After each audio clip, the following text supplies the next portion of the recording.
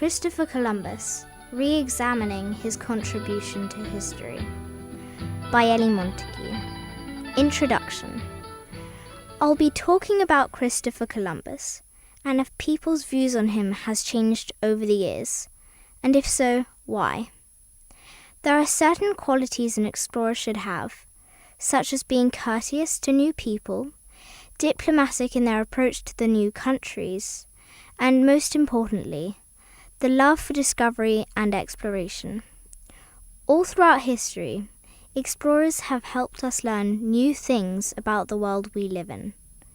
Christopher Columbus was a great explorer, but he did have his faults and flaws. The early years of Columbus's life.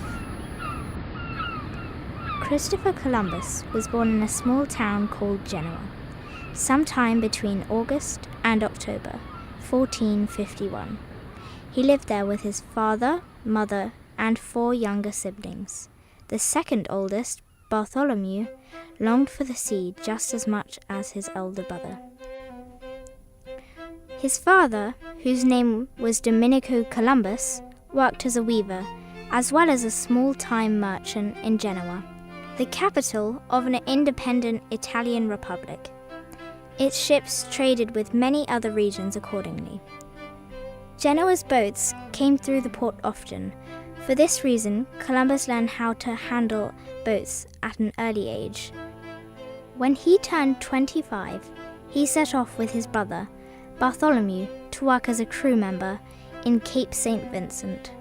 However, disaster struck when his boat got shipwrecked near the southwestern point of Portugal in 1476. Luckily, he and his brother survived and sought refuge on the streets of Lisbon, where they got employed as chart makers. Despite this catastrophe, Columbus persevered with his love for exploration. Columbus and his brother decided to join the merchant marines. They sailed to many places across Europe. When he returned to Portugal in 1479, he met a woman who was soon to become his wife, Filipa Perestrello. In 1482, he sailed along the Gold Coast of West Africa for 3 years in search of trading opportunities. He arrived home in 1485, but was still keen to explore and develop new trading relationships. Columbus gained support. He wanted to find a quick route to the Indies in search of gold and spices. He decided to ask for support from the reigning monarchs of Spain, Queen Isabella and King Ferdinand. He was rejected twice. However, he gained patronage when the monarchs decided it would be a good idea as they could export Christianity to various other nations.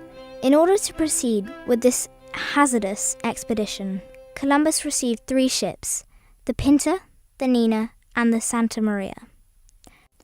On August 3rd, 1492, Columbus set sail on the Tinto River in Spain with 90 crew members.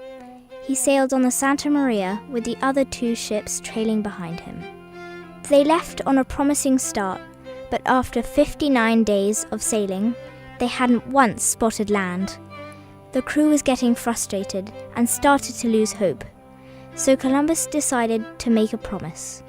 He told them that if they did not find land in the period of the next 2 days, they would return to Spain. Luckily, on the 61st day, they spotted the Bahamas.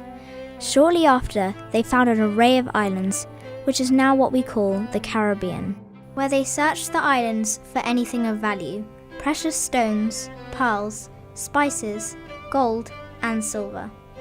In March 1493, Columbus decided to head back to Spain. Extremely satisfied with his discovery, in order to colonize the islands, Columbus left 40 of his men on Hispaniola, which is now called Haiti and the Dominican Republic.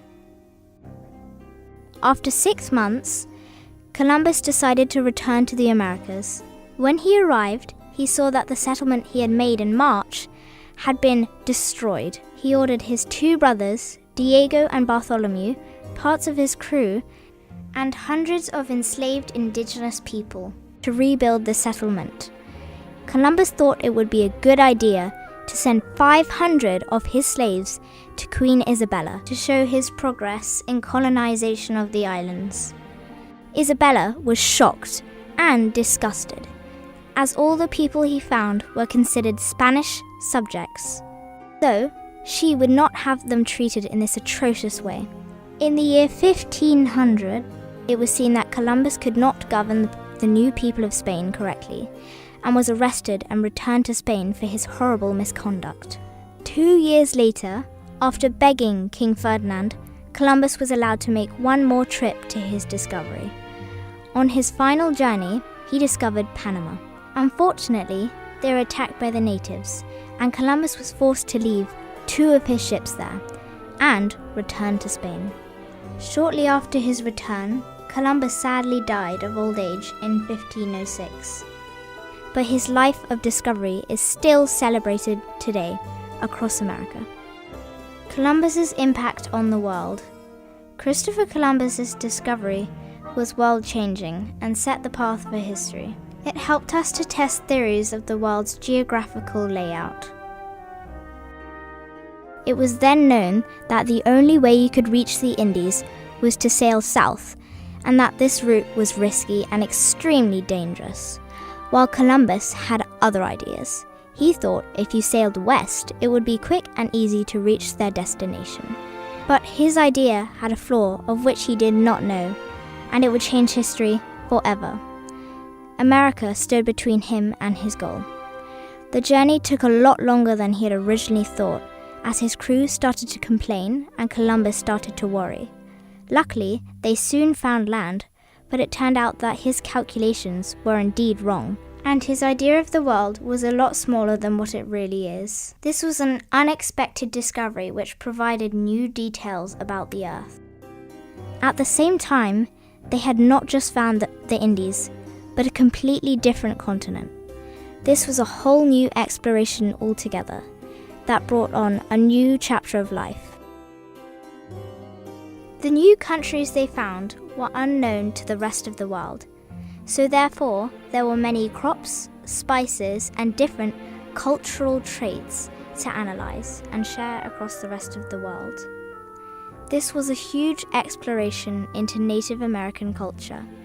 From unique music to discover, such as woodwinds, turtle shell rattles, to delicious crops and foods like corn and potatoes.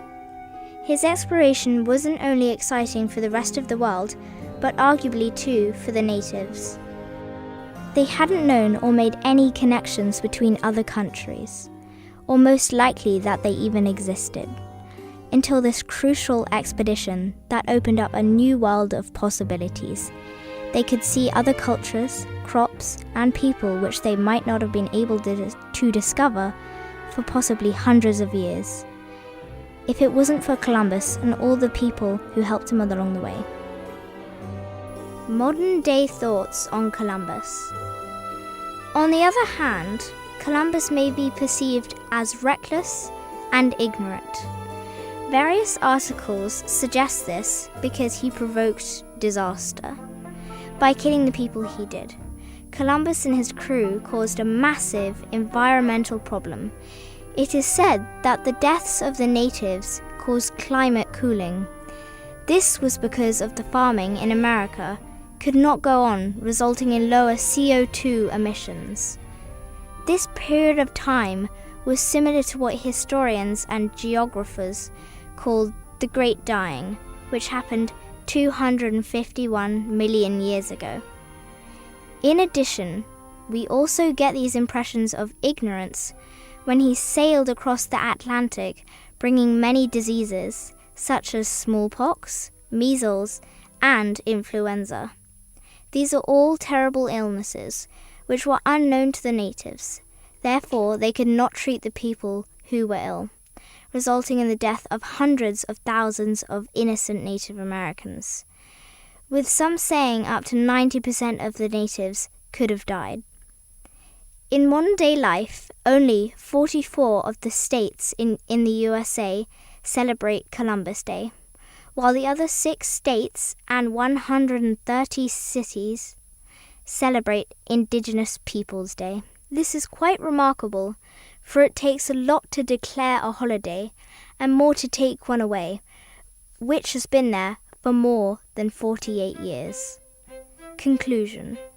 I have come to the conclusion that Christopher Columbus was an intelligent man who was following what he thought was God's intent to spread Christianity across the world through exploration and discovery.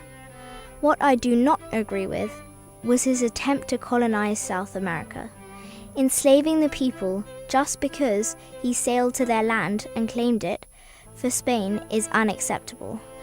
For example, in 1495, Columbus enslaved 500 of the Native Americans, taking them from their homes and sending them to Spain.